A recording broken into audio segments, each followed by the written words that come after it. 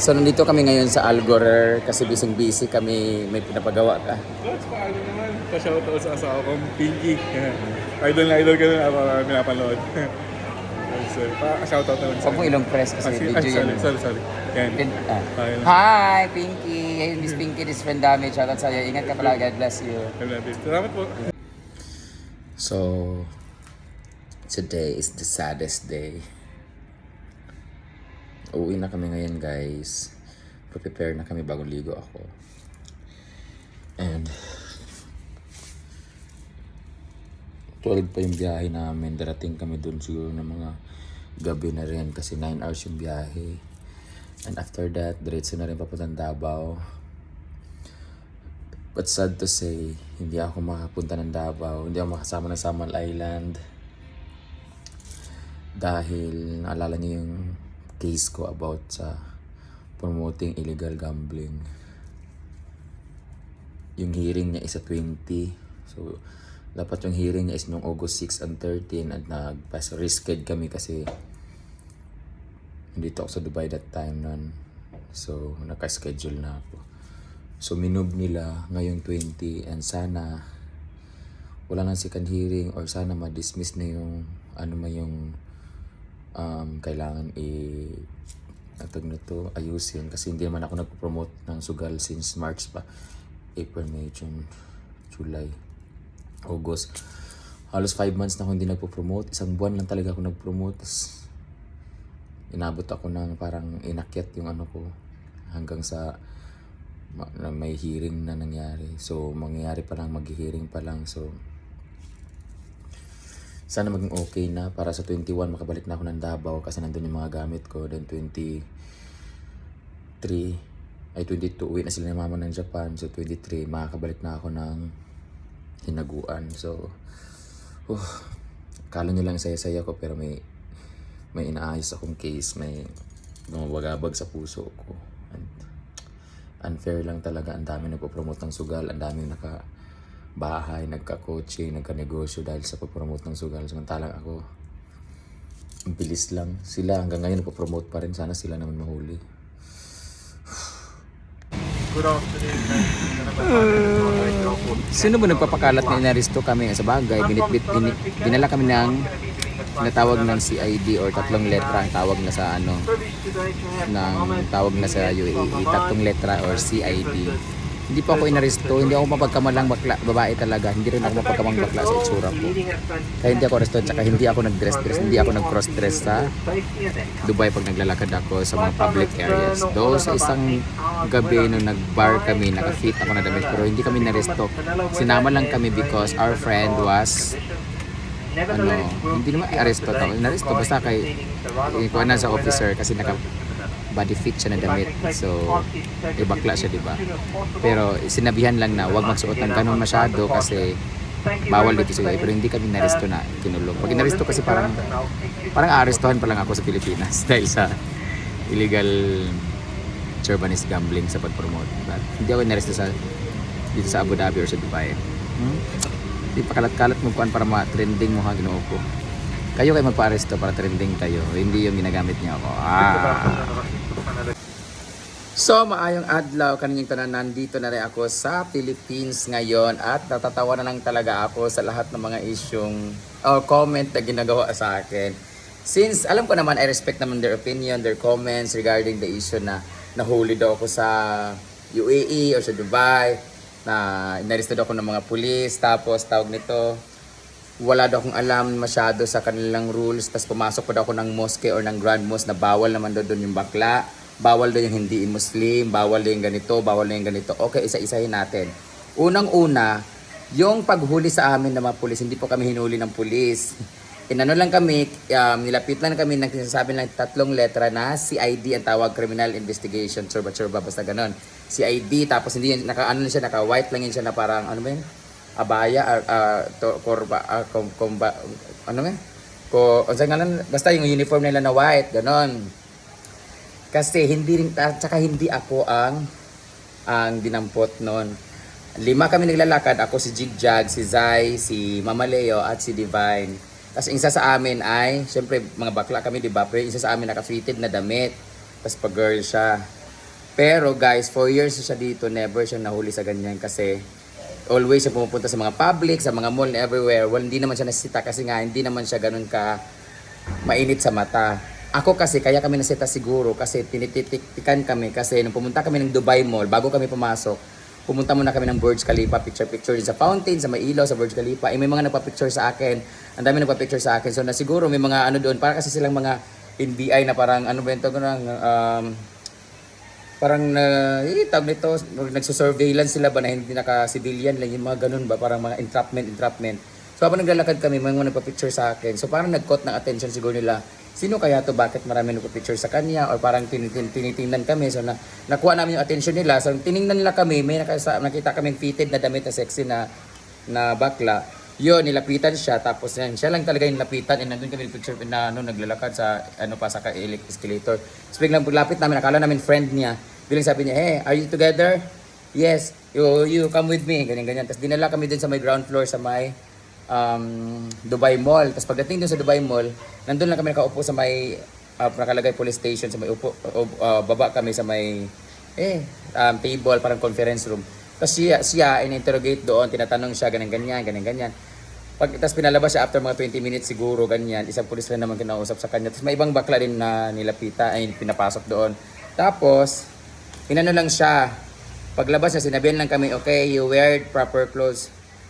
Don't go back to mall. You exit and then you go back to mall. If you change clothes, you change your outfit because that's too much. It's so fit. You're not female. You're male. Ganon. Yun ang ginawa sa amin. Hindi kami nahuli talaga.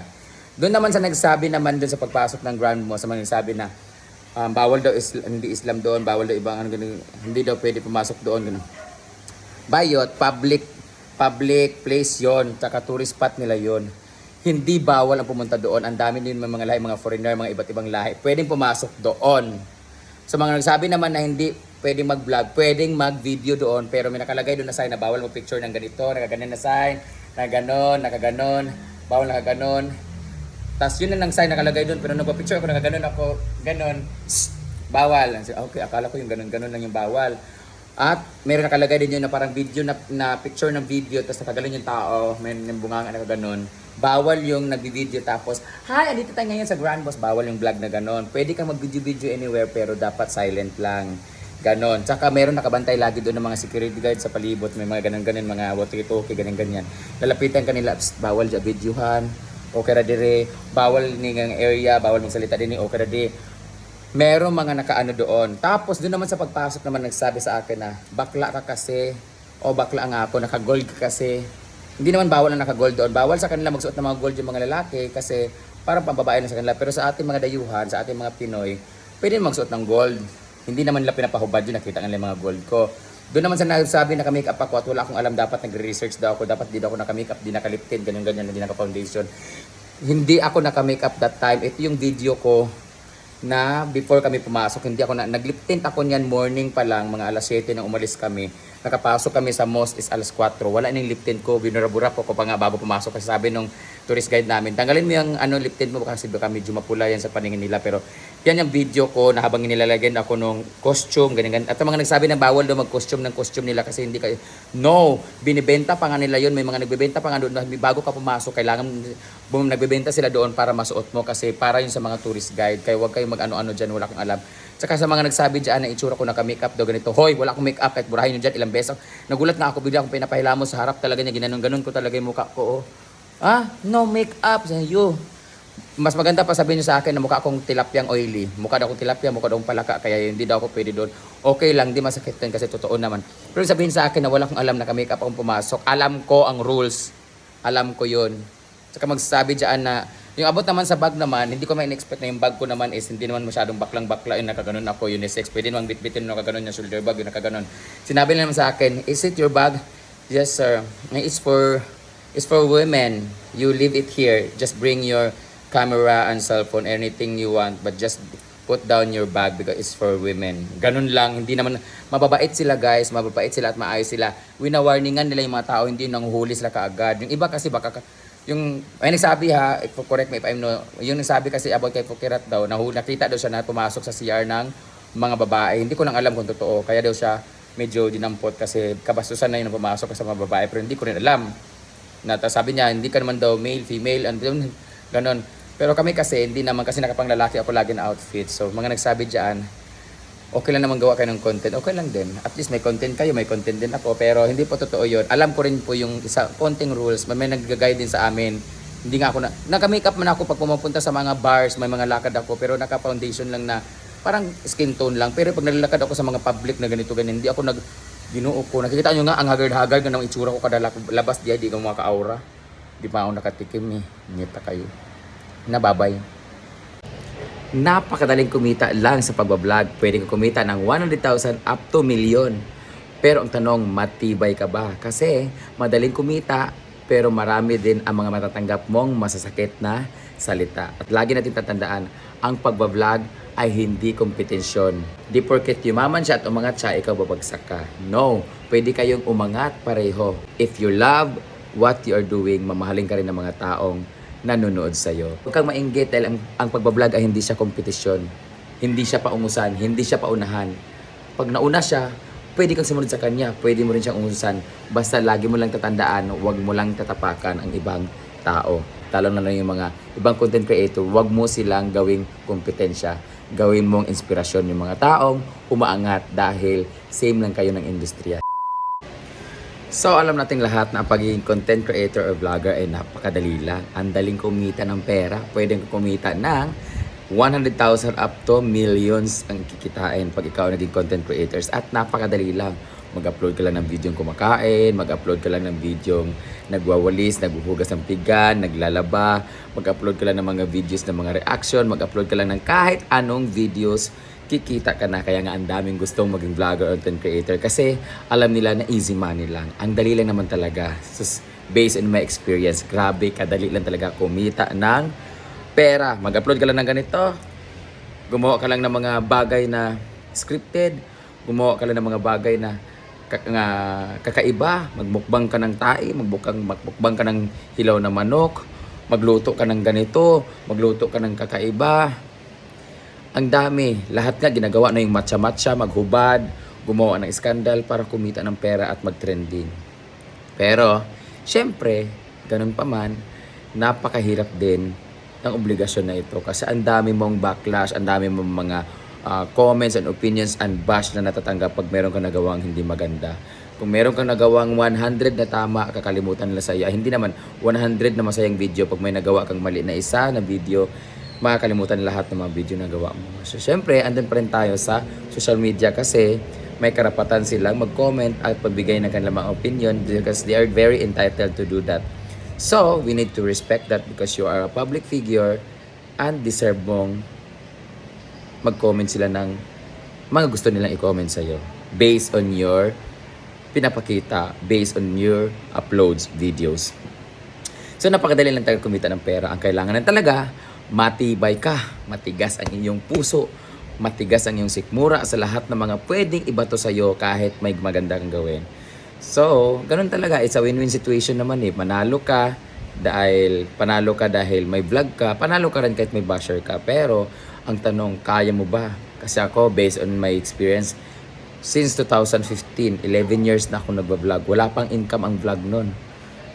2015, kasabay ko sila ni Medyo Maldito, sila Lloyd Cadena, sila ni Aldab, pasikat pa lang noon. Dubs Mas, Music Alley, yun pa lang yung mga Snapchat, yun pa yung mga noon. 2015, na nag-trending ako January 15. Kasi ang ganda, tumaas yung ganito. Wala pang income noon. Hanggang sa nag-YouTube na saka nagka-income. Pero maganda lang sa Facebook kasi maganda yung mabilis yung pag-angat ng followers, madali ka makilala, madali kang ma-celebrity kunwari baga, makilala ka sa social media as influencer, ganyan, sisikat ka, ganyan. Kahit naman negative, positive, or kung ano mang kabulastugan ang ginagawa mo, basta sikat ka, okay yun. Mga kalukuhan kasi yun dati. Hanggang sa bago mag-pandemic, 2020 yata, late 2019 mga November 2019 or ayun, mga December 2019 nag-umpisa na mag-income ang Facebook ma-monetize. So, nung unang sahod ko sa Facebook, if I'm not mistaken, 27,000 January yun, 2020 nagkasahod ako. 2020 ba? Mga ganun. Basta 2019, 2020 parang ganun. after ko mag Q&A, doon na pumasok yung income. Kaya mas lalong naging rampant yung social media. Ang dami nang gusto maging content creators kasi alam nila mayaman talaga pag vlogger. Malaki ang income pag vlogger. Ang dami ng mga artista na nag-vlogger because malami talaga ang kikitain. So, yun. So ako, since 2015, grabe, ang dami ko nang pinagdaanan. Lahat na andun na yung mga, parang may mga death threats pa, may mga kung ano-ano pa mga binabato sa akin, lahat ng mga pagbabanta.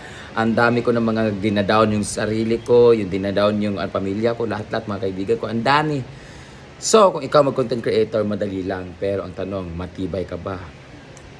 So, kasi minsan kasi yun yung pagpapasikat sa atin, yung pagpakita sa atin, yun din yung dahilan kung bakit nade-depress tayo. Yun din yung dahilan ng dami mga nalulugmok because na-stress sila sa mga sinasabi ng ibang tao. Kaya kung gusto mo maging content creator, dapat hindi lang matibay ang mukha mo, matigas ang mukha mo, dapat matibay din ang puso mo sa lahat ng mga ibabato sa'yo. Kaya kung gusto mo kumita, madali lang kumita, pero may kaakibat itong masakit na mga salita. Kaya, pag-iisipang mabuti, kung gusto mo maging content creator, go lang. Go kayo dyan, mahalin nyo yung ginagawa nyo. Basta pag mayroong binabato sa inyo, maging matibay lang kayo. Hayaan yung mga taong nambaba sa inyo. Basta kilala nyo yung sarili nyo. Ang pinaka-importante lang, huwag kayo magsagasa ng tao dito sa ibang platform o sa social media. Kasi ang pagiging vlogger ay hindi kompetensyon. Hindi porket yumaman sa pagbablog, ikaw magiging mahirap ka. Pwede ka rin yumaman sa pagbablog on your own. Hindi siya kompetisyon na pag may umangat na isa ay bumaba ka. Hindi, pwede kayong umangat. Basta gawin mo lang, mahalin mo yung trabaho mo at mamahalin kayong mga taong napapanood sa iyo. Good luck and God bless. Mwah.